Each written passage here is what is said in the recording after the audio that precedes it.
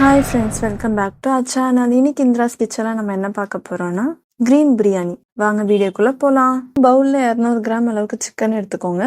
அந்த சிக்கனில் மஞ்சத்தூள் போட்டு தண்ணி வச்சு கொஞ்சமாக கொதிக்க விட்டு எடுத்துக்கோங்க. மிக்சி ஜாரில் ஒரு கைப்பிடி அளவுக்கு புதினா ஆட் பண்ணிக்கோங்க. அரை கைப்பிடி அளவுக்கு கொத்தமல்லி ஆட் பண்ணிக்கோங்க. ஒரு பச்சை மிளகாய் ஆட் பண்ணிக்கோங்க. இதை அரைச்சி தனியாக எடுத்து வச்சுக்கோங்க. 2 வெங்காயம் நீட்டமாக கட் பண்ணி வச்சுக்கோங்க. 2 தக்காளி குட்டி குட்டியாக கட் பண்ணி வச்சுக்கோங்க.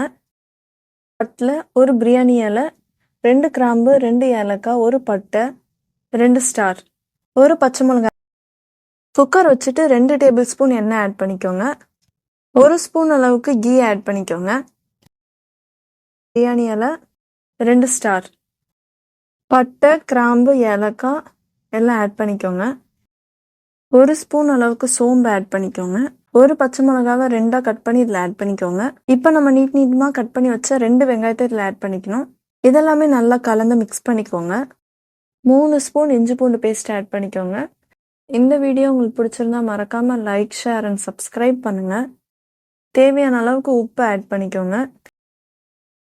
நம்ம கட் பண்ணி வச்ச தக்காளி இதில் ஆட் பண்ணிக்கலாம்.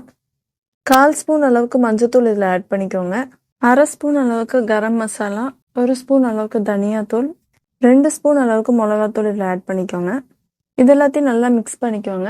நம்ம கொதிக்க விட்டு எடுத்து சிக்கன் இதில் ஆட் பண்ணிக்கலாம். இது கூடவே 1/4 கிளாஸ் அளவுக்கு தயிர் ஆட் பண்ணிக்கோங்க. நம்ம அரைச்சி எடுத்துக்கிட்ட க்ரீன் சட்னியை இதில் ஆட் பண்ணிக்கலாம். 3 கிளாஸ் அரிசி நாங்கள் எடுத்திருக்கோம். 4 கிளாஸ் தண்ணி இதில் ஆட் பண்ணிக்கலாம். அரை மணி நேரம் ஊற வச்ச பாசுமதி அரிசியை இதில் ஆட் பண்ண போகிறோம்.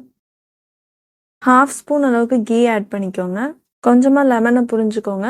லைட்டாக மிக்ஸ் பண்ணிவிட்டு டேஸ்ட் பார்த்துட்டு உப்பு ஓகே அப்படின்னு குக்கரை க்ளோஸ் பண்ணிவிடுங்க. 2 விசில் விட்டு எடுங்க. க்ரீன் பிரியாணி ரெடி ஆயிடுச்சு. நீங்களும் ட்ரை பண்ணி பாருங்கள். நெக்ஸ்ட் வீடியோவில் பார்க்கலாம்.